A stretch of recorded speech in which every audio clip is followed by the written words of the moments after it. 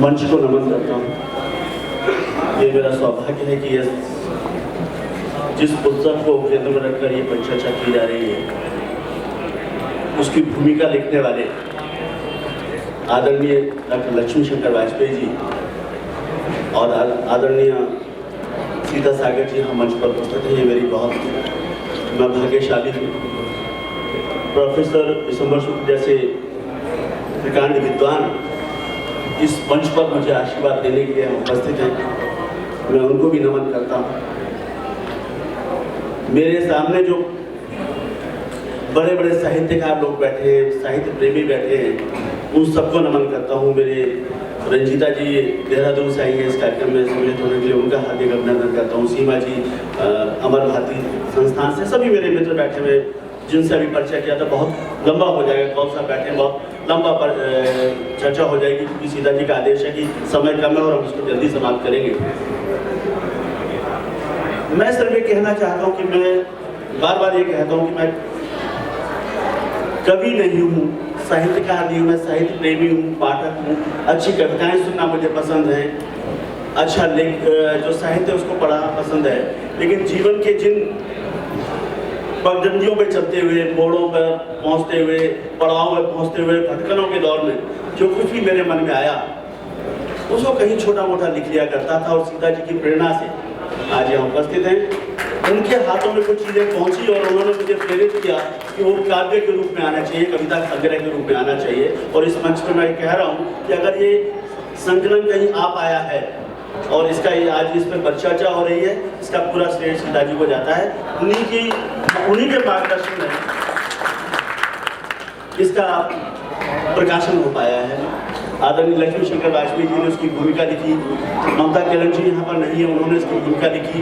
Doctor Prabha Thakur ji जो कि कल शाम को इनको उदयपुर जाना पड़ा, वो इस कार्यक्रम में अतिथि थी, उन्होंने भूमिका लिखी। पद्मश्री सुरेश शर्मा जी ने अपने आशीर्वचन लिखे। बहुत बड़े बड़े लोगों का जब सीता जी कहती थी कि इस कविताओं में थोड़ा बहुत दम है तो छपवाओ, तो मुझे लगता था कि पारिवारिक सदस्य हैं तो मुझे कहती होंगी। लेकिन जब लक्ष्मी शंकर वाजपेयी जी के बात पहुंची और जब भूमिका आई तो मुझे लगा कि कहीं कुछ सफल हो पाए होने के विषय में, तो उन सब चीज़ों को मैं लिख पाया हूँ।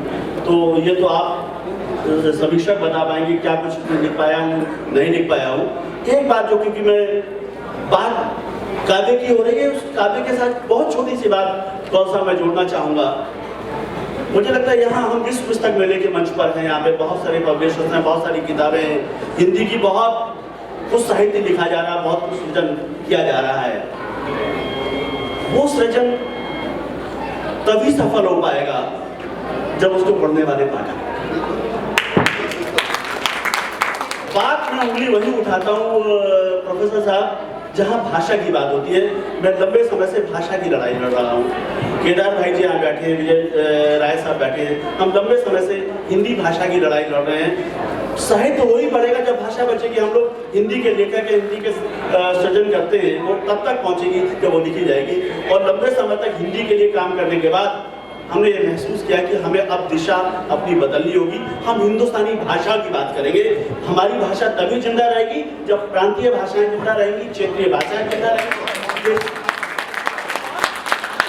हिंदी को आज आंदोलनों की जरूरत नहीं है, हिंदी को आज क्रांति की जरूरत नहीं है, हिंदी को किसी सत्याग्रह की जरूरत नहीं है। हिंदी को अगर जरूरत है तो सर्व स्वीकारिता की जरूरत है। जिसको नॉर्थ के अंदर भी लोग समझे, जिसको साउथ में भी लोग समझे, वो स्वीकारिता बढ़ेगी। उसी दिन हिंदी अपने आप में राष्ट्रभाषा भी बन जाएगी और सर्व स्वीकारिता भी बढ़ जाएगी।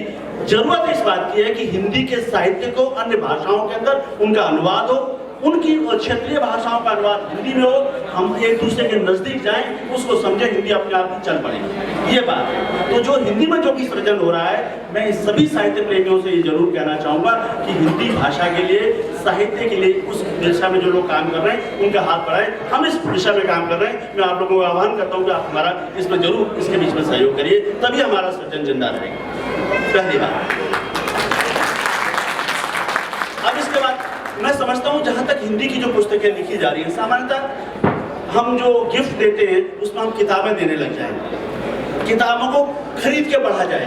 एक व्यवस्था होती है, 20, 100, 200, 300 किताबें छपी, अलमारी में चली गई, हमने उसको पुरस्कार दे दिया, उसको दे दिया, उसको दे दिया। सामान्यतः हमारे अंदर हिंदी पाठकों के अंदर पुस्तकों को खरीद के पढ़ने की परंपरा नहीं है। इस परंपरा का निर्वाह होना चाहिए और ज़्यादा से ज़्यादा लोग इसको पढ़ें, हम लोगों को पढ़ें और लोगों को उपहारस्वरूपी पुस्तकें दें। ये मेरी व्यक्तिगत राय थी, मैं पुस्तक से अलग हट के बात कर रहा हूँ। तो मैं इन्हीं शब्दों के साथ आप सभी जो लोग यहाँ बैठे हैं, मेरे मित्र बैठे हैं, साहित्य प्रेमी बैठे हैं, वो आप लोग आए, आपको मैं अभिनंदन करता हूँ। और इस कड़ी में आगे की कार्रवाई के लिए मैं किरण जी को मंच ये माइक देता हूँ कि आगे की कार्रवाई शुरू। धन्यवाद डॉक्टर पाठक जी।